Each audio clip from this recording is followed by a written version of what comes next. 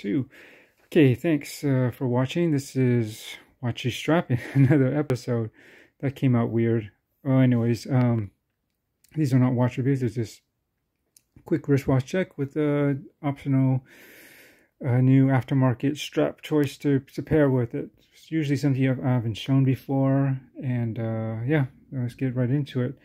And I'm doing this actually in a different setting. Usually I'm doing it in my car.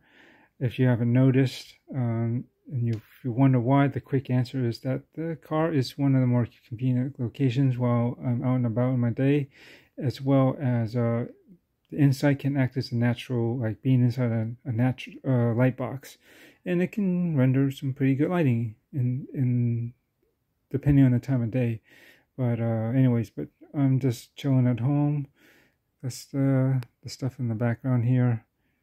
And I'm going to show off this guy in a moment. I'm going to do a video to show like how erratic this movement is, just as a supplement to my other video that I just put up, because I said this was a crap movement. And I just want to reiterate that I don't think the 6R35 in essence is a crappy movement. I think it's built off of a really good platform. It just stems actually still from, of course, the 6R15 previously, and then all that is actually stemmed from like the 4Rs, and then those are actually, you know, from the 7S2S, 7S26s that you would find in the original SKXs and other Seikos of that time, and a bit later too, until they started updating, you know, the standard moving to the 4R 35 or 36, depending if it has a day and or date, or rather date and or day. Yeah, and so what was I saying? Yeah, I'm just gonna try to, yeah, so it's not a crappy movement, but I think it should be a very solid and good one, and I have had it a good one, as I mentioned in the other video, with my SBDC 105, and yeah, it wasn't good out of the box, but I eventually just tweaked the movement, regulated it, and it became one of the most accurate watches I had. But yeah, this one I can't salvage. I've tried many times, and the readings just will not be stable, and they just hold at a weird location where everything the speed just ramps up. As you can see, this is going really fast, and no, it isn't magnetized. I've thoroughly demagnetized it and checked it, and that's not the issue. It's something more internal. And again, sometimes these readings will be like this, and then all of a sudden may take a sudden dip or flat line straight, and then I'll go back up. And anyways, I'll show that off later. It's going back to the watch. This is the Glycine Airman. Specifically, this is like the chief model, which there are some subtle differences in the way the dial is done. And this was actually, the original Chief was a very rare watch. I think it was only sold in a particular boutique in Europe. I did a video about that in the previous Chief that I had that looks pretty much like this, but it doesn't had acrylic crystal and it had less water resistance. Other than that, it should be basically the same watch. So this is the most updated version of that watch that has sapphire now, which I prefer.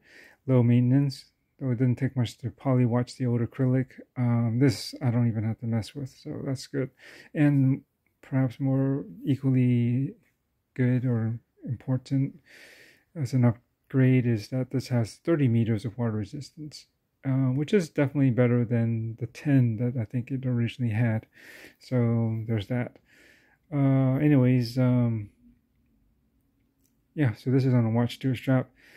This I have actually paired with the previous version of this that I own.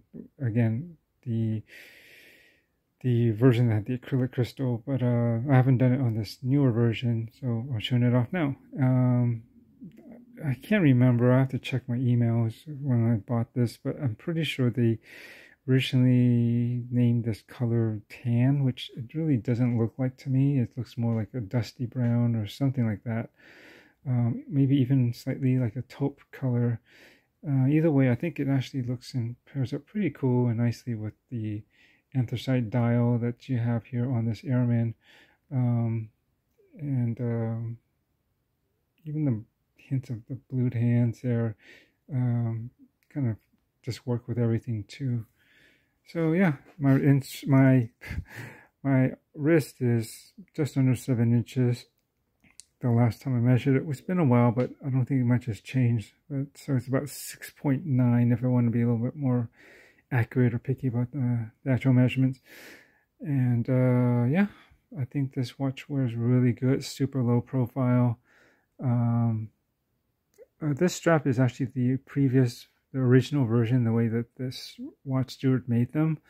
I don't think there was any particular name for that, because I did mention in my strap video that I like their second version that they can make, which is called the Minimalist, and I explain why. It's to me it's better than this original, the first design that they had for those straps.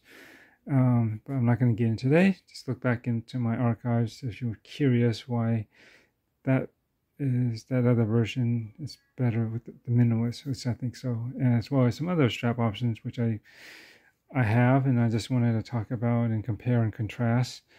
And yeah, hopefully that was informative for people that were interested. If not, sorry, that's just the way it goes sometimes. So yeah, looking good. This thing is running like a champ.